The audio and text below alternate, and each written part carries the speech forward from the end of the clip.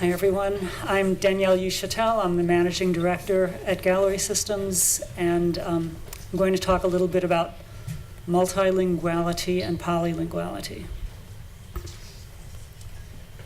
I first thought this entire 90 minutes was going to just be my presentation. And then Rich told me yesterday I only had 10 minutes. So ever since then, I've been paring it down. Now I'm afraid I might have gotten it too short, but we'll see. That's why I don't have an introductory slide. So multilinguality, when and why is it advantageous to embrace multilingualism?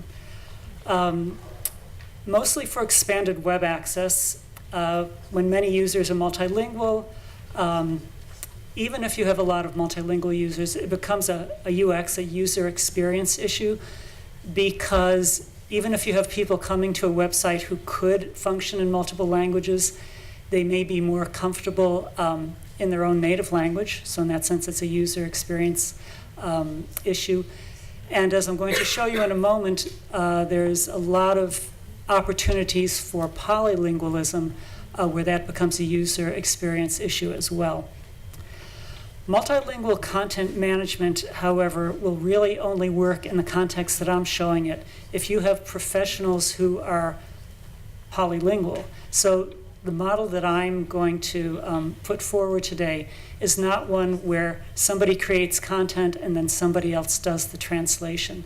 This really requires a high level of language proficiency in the person who has the subject expertise. So it's designed for the use case where the subject and the language expertise can become one.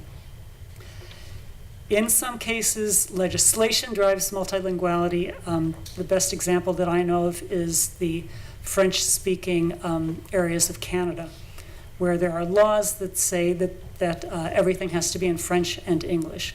But in most cases, multilinguality is driven by your website, because people will come in with different language facilities. They want to be able to use a language that they're comfortable in. I thought I would have gotten, this is the trouble with being on the third day of a conference. I thought for sure somebody was going to mention the Getty Online Scholarly Catalog Initiative, and then by this morning I thought, yay, nobody else has done it, so I can be the only one. But sure enough, right before me, someone came up and talked about it. So I could have made my presentation 1 minute shorter if I had known that, but nevertheless. The Getty Online Scholarly Catalog Initiative, or OSCE, as you heard a few minutes ago, sponsored by the J. Paul Getty Foundation, brings together a consortium of 9 or 10, depending on how you count it, museums that aim to transform and disseminate scholarly information, some other stuff, digital formats, 5-year initiative, scholarly catalog, interdisciplinary, and most importantly, the word revolutionize at the bottom. So the way this works is that the Getty Foundation gave grants to about a dozen museums, and they said, okay, take this grant money and go out and hire a team or do it in-house to create an online scholarly catalog of some aspect of your collection. One of the museums was the Seattle Art Museum in Seattle, Washington, USA. They have a very fine collection of Chinese scrolls and Chinese objects, calligraphy, scrolls, fans, and they wanted to make that accessible. So they said, okay, we're going to take our OSCE money and make an online scholarly catalog based on that. And so they put out an RFP, a request for proposals to respond to their description of how they wanted this catalog to behave and kind of the general direction they wanted to go in. We at Gallery Systems responded to their RFP. We wanted this job. We wanted it very badly.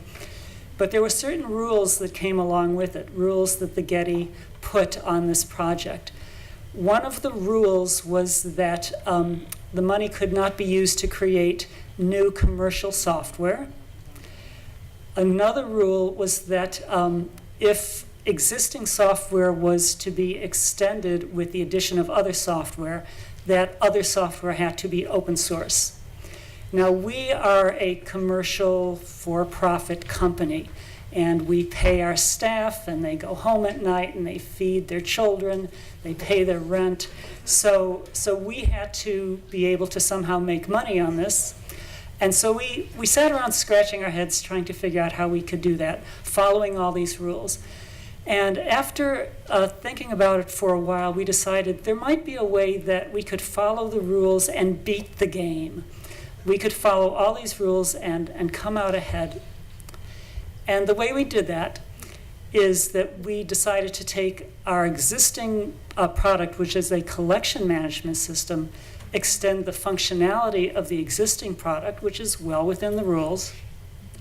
And for the component that we still didn't have, because there was some aspects of deep zooming and navigation that we required, as you'll see in a moment when I demo it, we were going to use an open source tool called Sea-Dragon, which has just recently been renamed CJAX, in case you're going to look it up, because it's Ajax, so like Ajax, CJAX. I guess there'll be a BJAX and a DJAX eventually.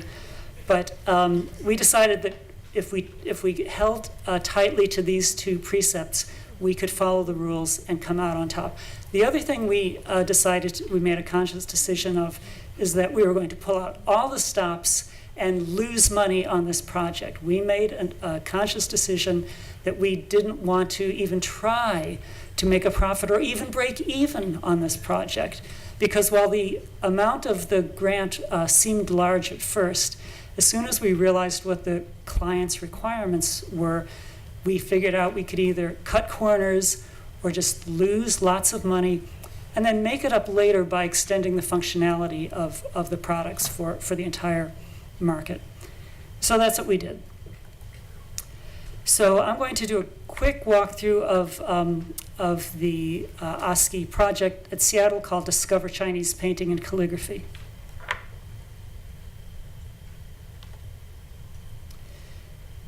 So this is the website, and you click here to get it started.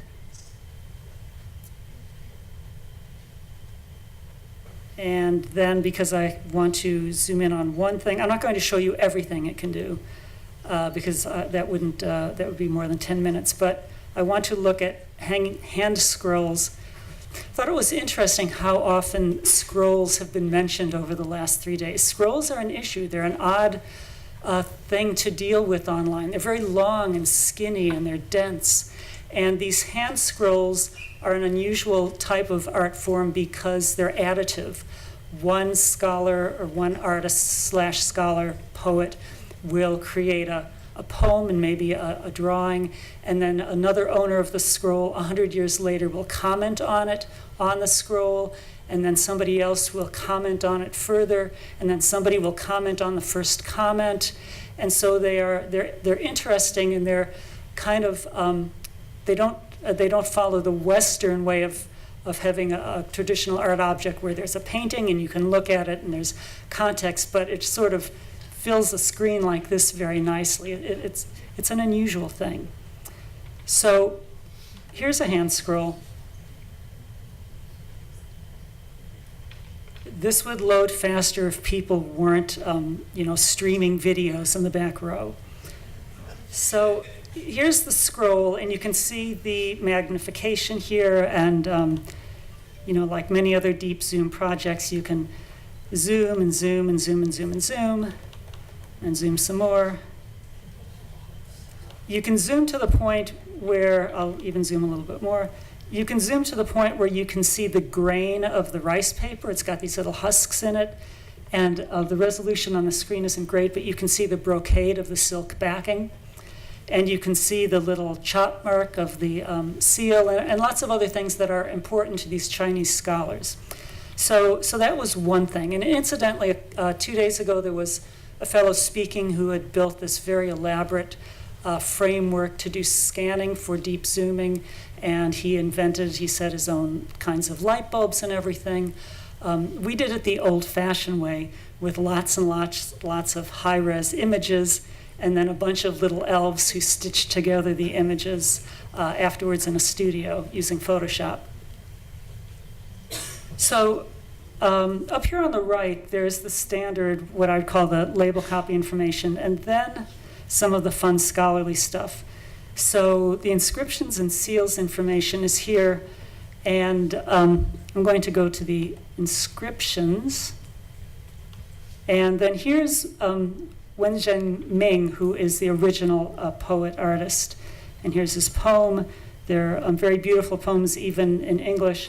And if I want to see the place where he's writing this poem in the setting sun, the mountain peaks are cast down, filling the river with shadow, I click there, and the piece will navigate to that part of the scroll, and with these polygons, highlight the text. And then it will show you the Chinese text next to it. So this is polylingual English, Chinese, Chinese, because this is a 400-year-old scroll. And this script is not easy even for native Chinese speakers to read. It's a 400-year-old script, and it's handwritten, and it's done in this artistic kind of flowery style. So it's translated into Chinese next to it, and then into English on the right. Just to show you, just to give you a historical little tutorial on these things, the colophons are comments on the information. So if I slide down,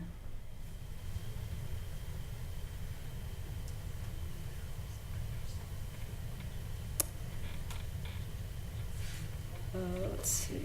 I'm looking for a more recent colophon. 57.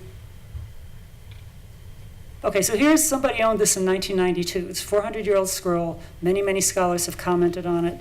And then if I click here, I can see where he wrote, respectfully written on the 4th. And he wrote some other stuff too.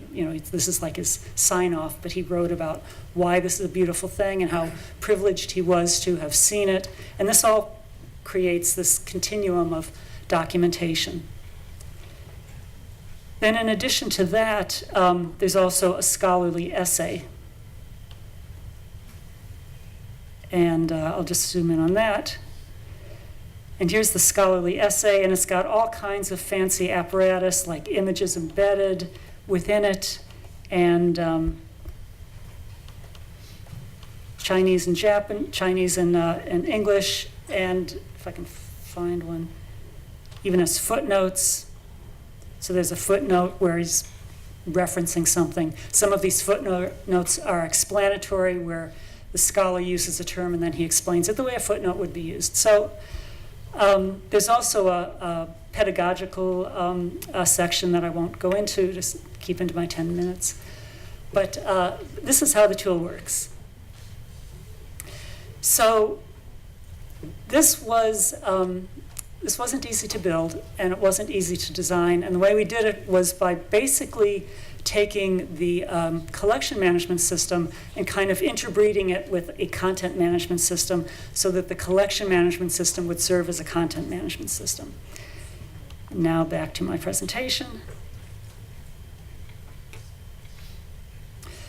In the course of the project, or at the initiation, we identified 4 classifications of language use within a collection management system.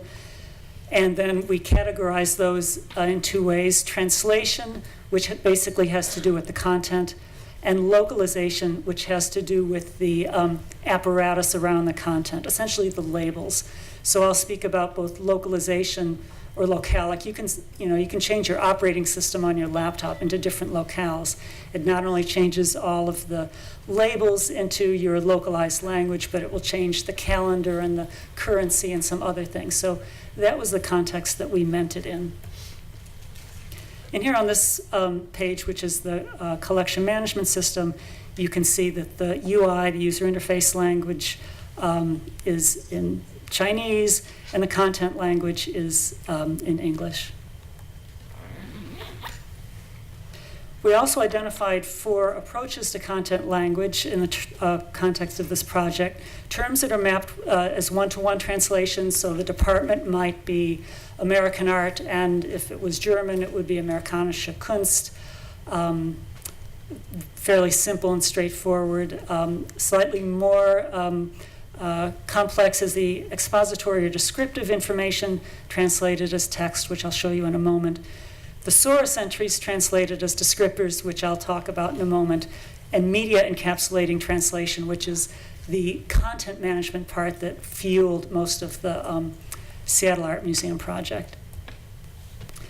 So to give you a couple of examples of each, this is the simple kind of one-to-one relationship where we have the role of artist translated into German, Arabic, and Chinese, as well as English. Why those languages and not others? Just for this demonstration, because I speak enough German and I can do that part of it. Arabic, because I thought it looked cool and it's a right-to-left language. And Chinese, because of being here in Hong Kong. But I could have done any languages I wanted to. Then here's the expository or descriptive information. A good example of that is credit line. A credit line, as you probably know, is sort of a mini legal document. It has to have specific wording.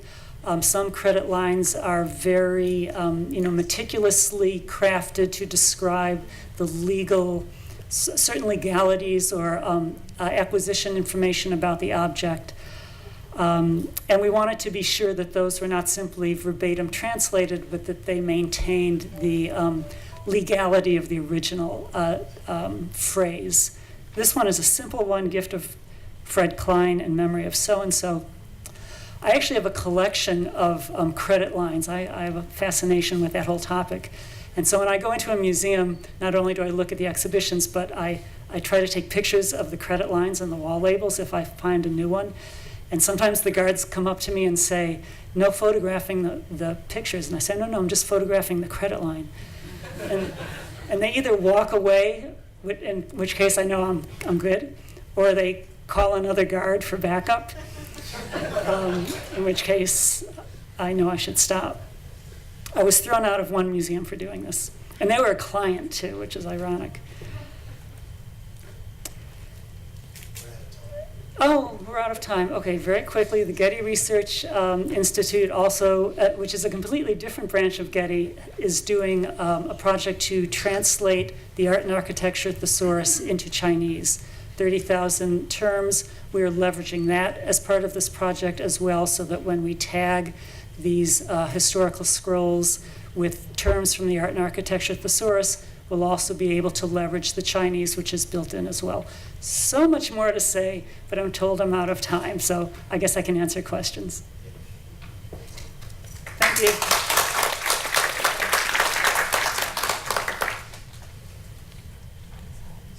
No questions?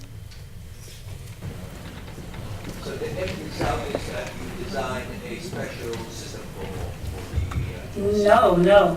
Let me make this perfectly clear. The end result is that we extended the functionality of our collection management system so that all of the people who have this collection management system can now manage a project in this way. That's how we follow the rules. Can the museum in Hong Kong, in Asia, also be part of this program? Oh yeah, absolutely, anyone. Because Rich told me that he didn't want me selling anything here, and I want to follow that rule too, I brought a salesperson with me. So you can't talk to me, but no reason you can't talk to him. At least not from the podium.